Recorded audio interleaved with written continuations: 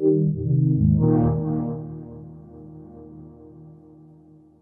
name's Tommy Refenes, and I'm the creator of Super Meat Boy Forever. Tommy, what are you showing here at PAX? Super Meat Boy Forever. What is Super Meat Boy Forever? It's the sequel to Meat Boy. So how did you expand on the already phenomenal platforming that you made on the first game? So we just didn't do it the same. So instead of That's a great answer. I mean, it's the right answer. We didn't do it the same. So instead of actually having controls, like traditional controls, we decided with the sequel we wanted to do something different. So Meat Boy always runs, and he now can punch and dive and slide and all that stuff. And he can attack enemies. And yeah, we've just made a pretty, the levels are a lot longer. So it's like Meat Boy flashcards. They just give you one after the other, and they're generated by difficulty. So after you beat a full level, it regenerates to a harder version of that level. So yeah, it's like Meat Boy flashcards just coming at you all the time. So you get a muscle memory like you did in the first one, but then you get a muscle memory that you have to protect, do one after the other. So it almost makes you like speedrunner almost, but not exactly, because those guys are nuts. They do stuff I have no idea about. So what was it like working with the Nintendo Switch platform? It was great. I honestly ported this game in 2 days. I really like porting stuff. I'm pretty good at it, but it was pretty easy with Switch. So what did they provide in terms of support to help make this game on the Switch a reality?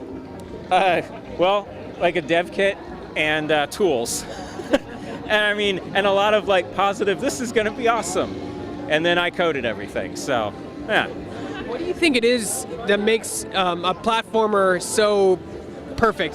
Super Meat Boy is known as the best platformer I've ever, one of the best platformers I've ever played. So I'm the guy to ask about this.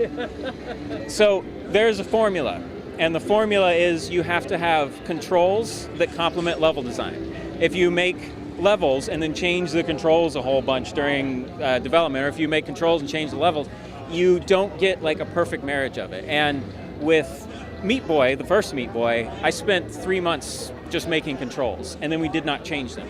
It's the same thing with this game. I spent a good 3-4 months thinking about how to make 2-button control Meat Boy, prototyped it out, had it ready and working, and then it's okay, this feels good, now it's time to make levels. And that's how you do it. That's free for anybody who wants to make a platform, now you know. So talk about some of the process of you making your own engine to make this game a reality. So yeah, the process is just kind of build a whole bunch of stuff, and honestly, so it's read a whole bunch of API documentation for platform. The first couple of hours of Switch dev was reading their API, start to finish, like a book. And then, that's kind of what I like to do. So I like solving problems in code. So building my own engine is basically a big giant jigsaw puzzle for me that's constantly breaking. So yeah, it's just fun to build stuff. So yeah, you just iterate on things that you've created over the years. There's parts of the engine that I created back in 2008.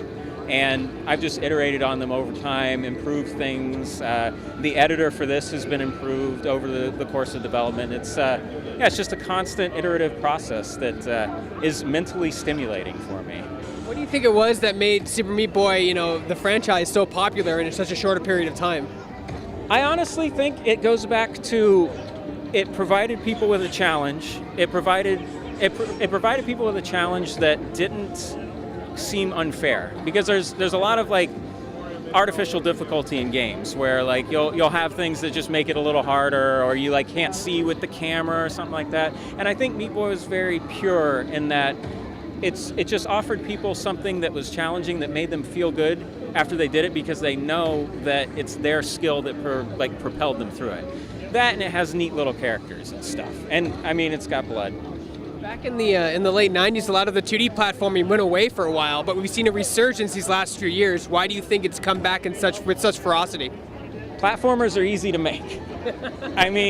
No joke, they are easy to make. It's and that's not to discount anything, but there's a reason the first games were platformers. It's because it's accessible, it's easy to design something from that, and a platformer is a platform to basically make yeah, like Braid isn't a traditional platformer, but it's like got this amazing mechanic of like time reverse and stuff, but it's still a platformer. So, you know, they're just easy to make. They're accessible to people. Like, you know, they know that a video game, they're supposed to control a character on the screen. Like, I think it's just very relatable to people, and it's easy to make. So those two things make it like it's going to be around forever. I don't think there's never, unless everybody goes all VR on us.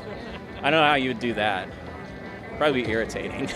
What advice would you give to kids who want to learn how to code and create their own video games? I would say the most important thing is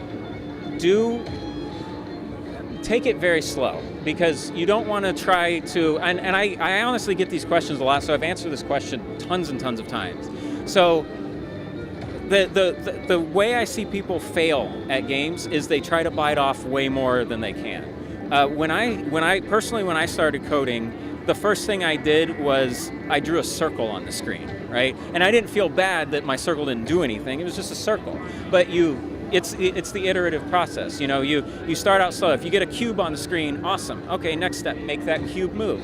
Okay, next step, make it jump, make it run into a wall, and then years later, you're like, okay, now give it a compelling story and sell it on all the platforms. So, you know, it's just all about iteration. It's about taking it slow and not being disappointed or putting too much pressure on yourself to do more, to try to keep up with some sort of abstract concept of where you should be at that time, and just be happy with your own progress. Because the second you start getting like demotivated, you're just going to stop, because coding is not easy.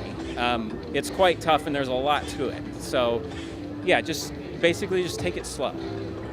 So when does Super Meat Boy Forever come out?